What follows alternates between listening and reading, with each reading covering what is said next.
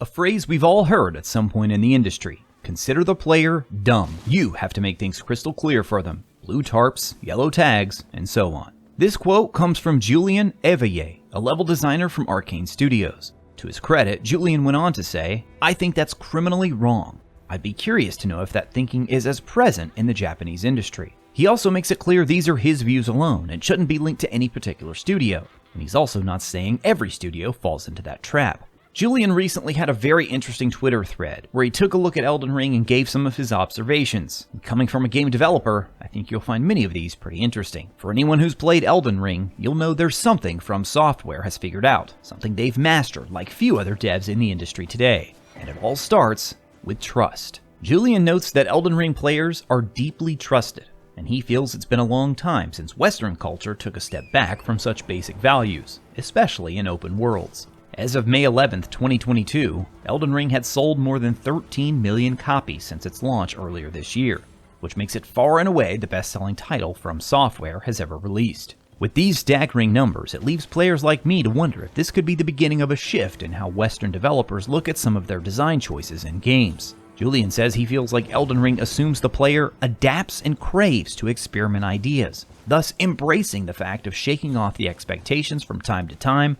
by playing a lot with affordance to possibly ridiculous extents. He shared this screenshot along with that comment. You can see here that it shows a section of the game with an area that appears to lead somewhere, but the possible pathway is collapsed. It's not a jump you can make on foot, and yet it looks like it should be well within the range of your loyal steed Torrent. But a horse scaling the side of a tower? This is precisely the affordance to ridiculous extents he's talking about. And for me, speaking from a player's side of things, that is what makes Elden Ring's world shine. Not only is it a vast open world to explore, it's filled with depth and layers that aren't clear at the beginning of the game, or even much later in the game in some cases. There's an almost constant feeling of wonder and curiosity. Any out-of-place stone or small ledge could be a hint at something to be discovered. Item descriptions range from mundane and seemingly insignificant to containing crucial pieces of information. And yet this has to be an incredibly difficult balance for developers to strike. If the secrets and answers are too difficult, players may grow frustrated and give up.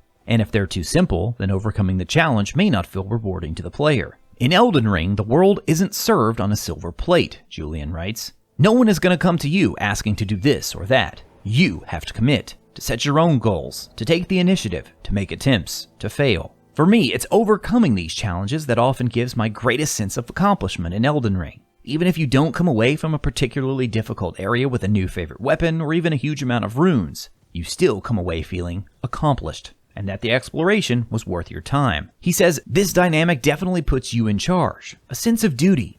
You know you came that far by your own means, and all thanks to your own observation, not because you followed a bright marker that told you to pass there, kill that thing, or press that button. You are trusted. And yet, this trust would mean nothing if From wasn't also supremely confident in their ability to design worlds and systems that are both inherently intuitive and challenging at the same time. While some could certainly mistake Elden Ring's challenges or secrets as intentionally obtuse, Julien believes the biggest secrets are made as such to encourage discussions and provide opportunities for collaboration with players through other means such as social media or even the game's multiplayer. From Software's trust in the player and confidence in their ability to execute also extends to the Elden Ring multiplayer. Sure, some players use it as an opportunity to troll or mislead, but by and large, you'll find Elden Ring riddled with helpful comments and even players dedicated to helping others overcome some of the game's most difficult encounters. Julien writes, feels like we've been paralyzed by the fear of letting our players get frustrated or lost for a minute or two and find the solution by themselves.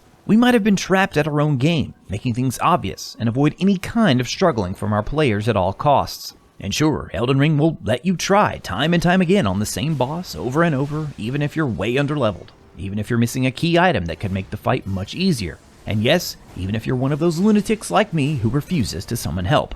But all the while, these systems to alleviate and overcome those pain points are built right into the game. Sure, you can beat your head against the wall until you get good, or you can lean into those other systems by learning how different weapon types work, and how some are more effective against certain bosses than others. You can grind away in the open world and upgrade your character until they're overpowered, or even outright summon other players to actively help you with the challenge. And that's just beginning to scratch the surface of the options you have at your disposal. Of course, in a vast open world, the map is also of the utmost importance.